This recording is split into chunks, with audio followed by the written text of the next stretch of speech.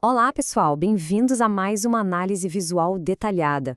Hoje a gente vai entrar de cabeça num tema fascinante, a maturidade emocional e o chamado locus de controle. Sabe, muitas vezes a gente confunde maturidade com aquela postura fria, quase distante, né? Mas a verdade é que pessoas com um alto nível de inteligência emocional operam numa frequência totalmente diferente. Elas sabem, no fundo, que a raiz das emoções delas simplesmente não vem de fora. E entender essa virada de chave, olha, altera completamente a forma como a gente experimenta a vida. Ok, vamos mergulhar nisso. Pensem comigo. O nosso estado emocional é um produto do mundo ou o mundo é uma projeção do nosso estado emocional? Pois é, essa pergunta bate de frente com aquela crença muito comum de que são as coisas externas que ditam se a gente está feliz ou triste. Para a gente começar a desvendar o que é a verdadeira inteligência emocional, a gente precisa questionar essa ideia de que somos só passageiros sentados no banco de trás, apenas reagindo ao que acontece. Seção 1. A ilusão do controle. Vamos ver de onde sentimentos realmente vêm. Aqui a gente traz uma perspectiva brilhante inspirada no trabalho da Brianna Wiest. A ideia de que os nossos pensamentos moldam a realidade não é só uma frase de efeito bonita, tá? É um fato evolutivo. O nosso cérebro é literalmente um arquiteto. Graças ao desenvolvimento do nosso córtex pré-frontal, nós ganhamos essa capacidade incrível de usar a linguagem e o pensamento para construir um mundo dentro da nossa cabeça primeiro. Ou seja, tudo que a gente absorve do mundo lá fora passa obrigatoriamente pelo filtro das nossas ideias aqui dentro. Então, o grande pulo do gato é entender essa diferença fundamental. De um lado, a gente tem a força extrínseca, que é acreditar que as experiências são criadas para nós e simplesmente impostas pelo mundo lá fora. Do outro lado, a força intrínseca, que é cair na real de que as experiências são criadas por nós, internamente, através da forma como a gente as interpreta. A diferença entre achar que a vida simplesmente acontece com a gente versus é interpretada pela gente é literalmente o que define nosso grau de liberdade. E viver focado apenas na força extrínseca nos leva a uma verdade bem dura. Quando a gente acredita que é vítima, a gente abre mão de todo o nosso poder. Confiar na sorte, nos outros ou no ambiente para manter a nossa estabilidade emocional é jogar fora a nossa autonomia. É basicamente entregar a chave da própria mente para situações e pessoas que a gente, convenhamos, não tem como controlar. Seção 2. Maturidade e inteligência emocional. Afinal, o que é maturidade de verdade? A peça central dessa nossa redefinição é o famoso locus de controle. Isso nada mais é do que o modelo mental onde a gente atua como a causa principal de tudo que vivenciamos. Em vez de ficar sentado esperando passivamente que o universo corrija uma injustiça ou que alguém venha a magicamente curar uma dor, quem tem um locus de controle interno toma as rédeas e gerencia as próprias emoções. Isso nos tira daquela armadilha de ficar apenas indignado, esperando que o mundo se torne um lugar perfeitamente justo. Para deixar isso bem claro, o que as pessoas emocionalmente inteligentes não fazem de jeito nenhum, elas não assumem que um sentimento passageiro é um raio-x exato da realidade. Elas não retêm emoções só para manter as aparências e parecerem super controladas. Ninguém aqui é robô ou máquina que só precisa de um pouco de óleo para continuar funcionando sem sentir nada. Pelo contrário, os verdadeiros líderes emocionais encaram, processam e ajustam as próprias experiências, em vez de simplesmente fugir delas. Isso ilustra brilhantemente este ponto. A verdadeira maturidade emocional é a profundidade com que a gente se permite sentir absolutamente qualquer coisa. A inteligência emocional não é, nem de longe, a ausência de sentimentos ruins ou a tentativa de esconder a dor. É a aceitação total, sem filtros, da experiência humana. É saber que o pior que pode acontecer no final do dia é só um sentimento. E cá entre nós, um sentimento não tem o poder de destruir ninguém. Seção 3. A armadilha do vitimismo. Vamos entender o perigo de ficar só assistindo.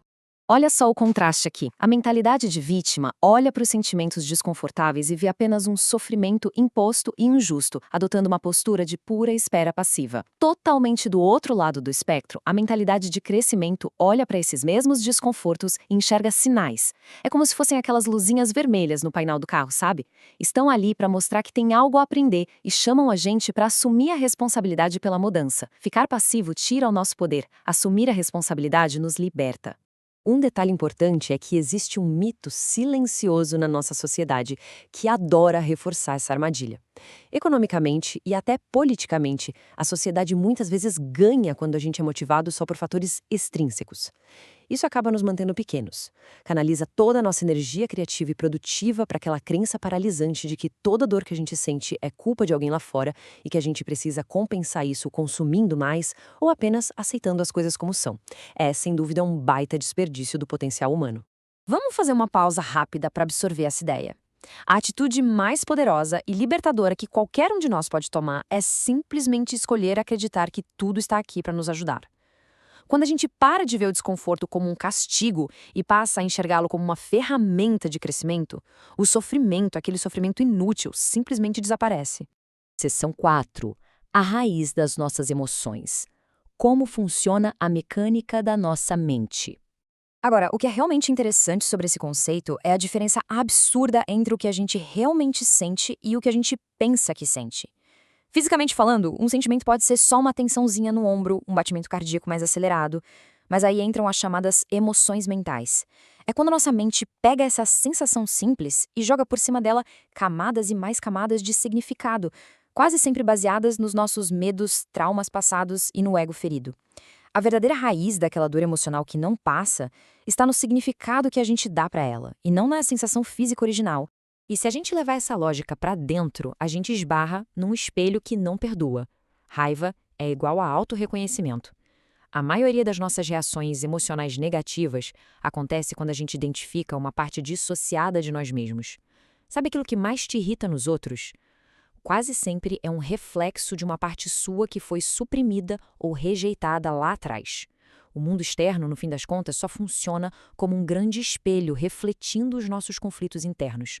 E a pior parte é que, quando a gente ignora sistematicamente essas partes, elas não somem num passe de mágica. Quando a gente se recusa a aceitar a realidade, essas emoções suprimidas começam a vazar nas coisas mais bobas. É aquela reclamação constante porque choveu ou porque o Wi-Fi tá lento. É viver se comparando com a vida perfeita dos outros na internet. São aquelas explosões de raiva do nada no meio do trânsito. E, principalmente, a crença cega de que todo e qualquer sentimento passageiro é a verdade absoluta. Quinta e última sessão. Assumindo a causa principal. Chegou a hora da autorresponsabilidade. Vamos avançar e ver como isso se constrói na prática. Para mudar esse locus de controle de fora para dentro, existem 3 passos super práticos. Primeiro, identificar as amarras e as causas ocultas, ou seja, perceber aqueles padrões que a gente repete sem parar. Segundo, praticar a aceitação completa e incondicional de tudo que se sente, sem culpa, sem julgamento. E terceiro, recuperar a autonomia emocional, entendendo de uma vez por todas que a escolha de como a gente interpreta qualquer evento da vida é exclusivamente nossa, de mais ninguém. O que nos traz ao clímax dessa nossa discussão. O resultado lógico dessa mudança de paradigma é gigantesco.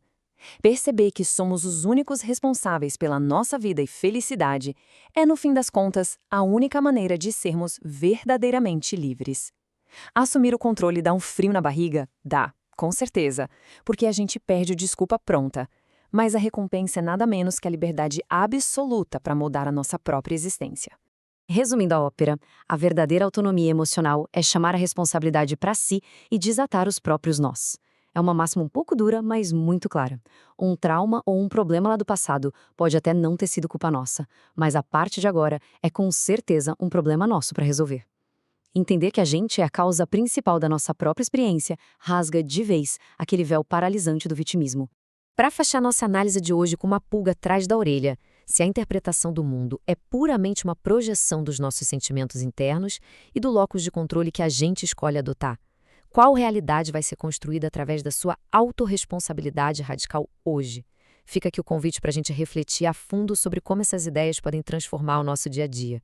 Um grande abraço e até a próxima análise.